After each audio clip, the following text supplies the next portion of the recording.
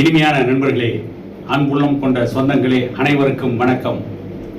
விக்கிரவாண்டி தொகுதி இடைத்தேர்தல் பிரச்சாரத்தில் திமுகவின் முன்னாள் தலைவர், முன்னாள் முதலமைச்சர், இன்றைய முதலமைச்சர் ஸ்டாலினுடைய தந்தை கருணாநிதி அவர்களை பற்றி அவதூறாக பேசிவிட்டார் என்று நாம் தமிழர் கட்சியின் சாட்டை துரைமுருகன் கைது செய்யப்பட்டிருக்கிறார். கைது செய்யப்பட்ட வேகத்தில் நீதிமன்றத்தால் அவர் விடுதலை செய்யப்பட்டிருக்கிறார். இது ஒரு புறம். இன்னொரு புறம், அதிமுக நடத்திய கூட்டத்தில், அதிமுகவின் உட்கட்சி கூட்டத்தில், அடுத்த தேர்தலில் நாம் தமிழர் கட்சியோடு அதிமுக கூட்டணி வைக்க வேண்டும் என்று அதிமுகவின் முன்னணி பிரமுகர்கள் பேசியிருக்கிறார்கள். கடந்த நாடாளுமன்ற தேர்தலில் எடப்பாடி பழனிசாமி தலைமையிலான அதிமுக பாட்டாளி மக்கள் கட்சியோடு கூட்டணி வைக்காததான் பாமக கூட்டணியில் இல்லாத காரணத்தால் அதிமுக தோல்வியை சந்தித்தது என்று அதிமுக கூட்டத்தில் பேசியிருக்கிறார்கள். இவற்றையெல்லாம் வைத்து சற்றே சிந்தித்து பார்க்கின்ற பொழுது, இன்றைக்கு திமுகவும் நாம் தமிழர் கட்சியும் ஒரு மிகப்பெரிய நாடகத்தை நடத்தி கொண்டிருக்கிறோம். அதை போலவே அதிமுகவும் நாம் தமிழர் கட்சியும் ஒரு மிகப்பெரிய நாடகத்தை நடத்தி கொண்டிருக்கிறோம். விக்கிரவாண்டி இடைத்தேர்தல், அந்த இடைத்தேர்தலில் திமுக நடத்திய அதிகார துஷ்பிரயோகங்கள், திமுக வீசி எறிந்த பண கத்தைகள், திமுக கொடுத்த பரிசு பொருட்கள், இவையெல்லாம் ஊடகங்களில் மிகப்பெரிய தாக்கத்தை ஏற்படுத்தி இருக்கிறது. திமுக எவ்வளவு மோசமாக ஆட்சி நடத்துகிறது என்ற உண்மை மக்கள் மத்தியிலே பகிரங்கமாக தெரிய வந்திருக்கிறது. கள்ளக்குறிச்சி சாராய மரணம், கள்ளக்குறிச்சி சாராய மரணத்திற்கு சிபிஐ விசாரணை கேட்காத திமுக கூட்டணி கட்சியிலே இருக்கின்ற விடுதலை சிறுத்தைகள் கட்சியின் தலைவர் திருமாவளவன், பகுஜன் சமாஜ் கட்சியின் மாநில தலைவர் ஆம்ஸ்ட்ராங் கொலைக்கு மட்டும் சிபிஐ விசாரணை கேட்டிருக்கிறார். வரவேற்போம். அதைத்தான் அன்புமணி ராமதாஸ் அவர்களும் சொல்லி இருக்கிறார். ஆம்ஸ்ட்ராங்குடைய கொலைக்கு சிபிஐ விசாரணை கேட்ட திருமாவளவன் ஏன் கள்ளக்குறிச்சி சாராய மரணத்திற்கு சிபிஐ விசாரணை கேட்கவில்லை என்று கேள்வியை எழுப்பியிருக்கிறார். காரணம், ஆம்ஸ்ட்ராங் கொலைக்கும் திமுகவிற்கும் சம்பந்தம் இல்லை. ஆகவே சிபிஐ விசாரணை கேட்கலாம், பிரச்சனை இல்லை. ஆம்ஸ்ட்ராங் கொலை நடந்தது திமுக ஆட்சி நடத்துகின்ற பொழுது. ஆனால் அந்த கொலைக்கும் திமுகவிற்கும் எந்த சம்பந்தம் இல்லை என்பது அனைவருக்கும் நன்றாகவே தெரியும். ஆகவே திருமாவளவன் பாம்பும் சாகாமல் பாம்படிக்கின்ற தடியும் உடையாமல் சிபிஐ விசாரணை வேண்டும் ஆம்ஸ்ட்ராங் கொலை சம்பந்தமாக என்று கோரிக்கை எழுப்புகிறார். ஆனால் கள்ளச்சாராய மரணத்தில் திமுகவுடைய எம்எல்ஏக்களுக்கு சம்பந்தம் இருக்கிறது. கள்ளக்குறிச்சியிலே கள்ளச்சாராயம் விற்பனை செய்யப்பட்டது.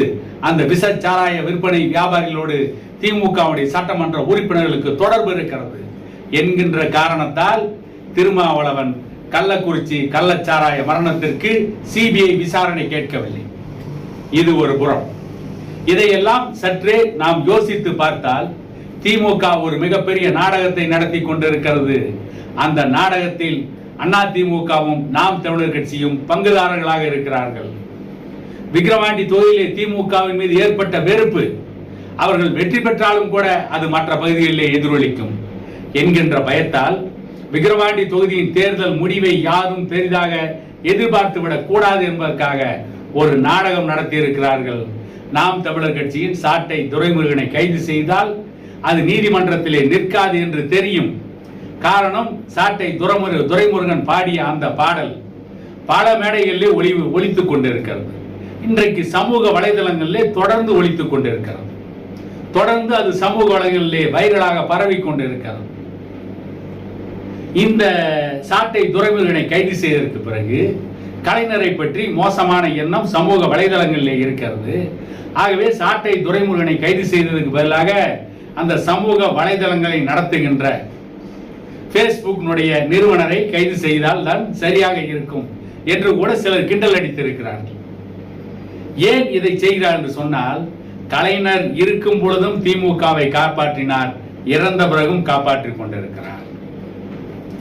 கலைஞரை பற்றி இவர்களாகவே ஒரு பிரச்சாரத்தை கையில் எடுத்திருக்கிறார்கள்.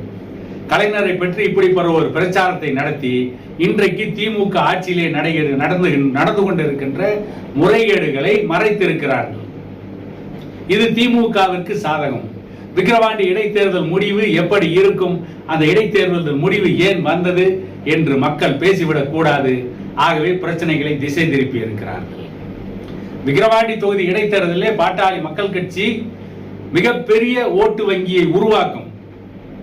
பாட்டாளி மக்கள் கட்சி வாங்குகின்ற ஓட்டு தமிழக அரசியல் மிகப்பெரிய அதிர்வலைகளை ஏற்படுத்தும்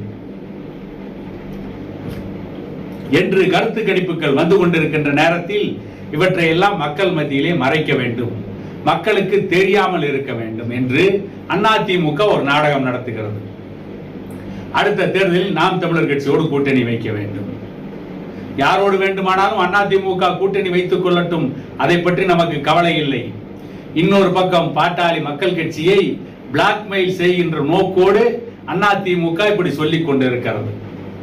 கடந்த நாடாளுமன்ற தேர்தல் நடைபெறுவதற்கு முன்பு கூட்டணி சம்பந்தமாக பேசுவதற்கு அதிமுகவின் எடப்பாடி பழனிசாமி முன்னாள் அமைச்சர் CV சண்முகத்தை தைலாபுரம் தோட்டத்திற்கு கூட்டணி பற்றி பேசுவதற்கு அனுப்பிவிட்டு சவுக்கு சங்கரை விட்டு பாட்டாளி மக்கள் கட்சிக்கு எதிராக பேச வைத்தார் எடப்பாடி பழனிசாமி.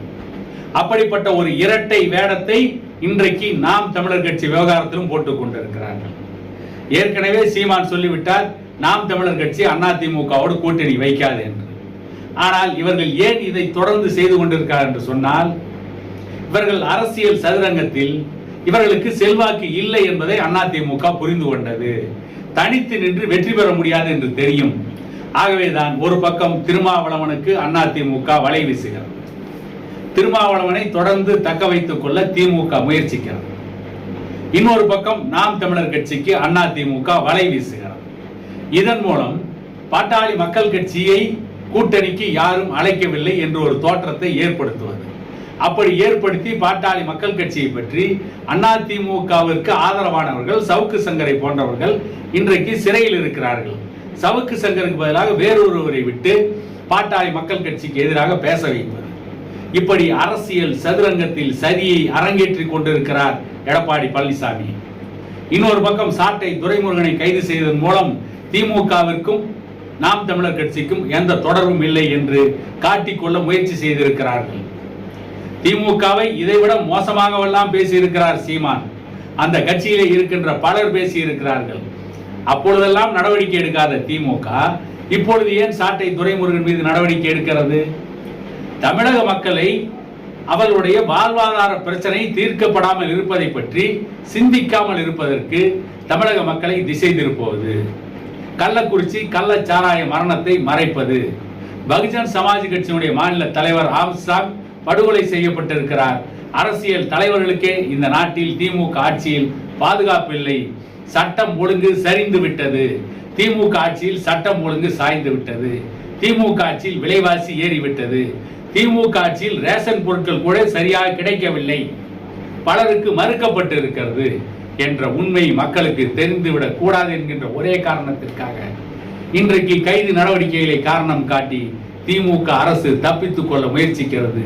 இதில் இன்னொரு ஆதாயம் என்னவென்று கேட்டால், திமுகவிற்கும் நாம் தமிழர் கட்சிக்கும் எந்த ஒட்டும் இல்லை, உறவும் இல்லை என்று காட்டிக்கொள்ள முயற்சி செய்வதற்காக சாட்டை துரைமுருகனை கைது செய்திருக்கிறார்கள்.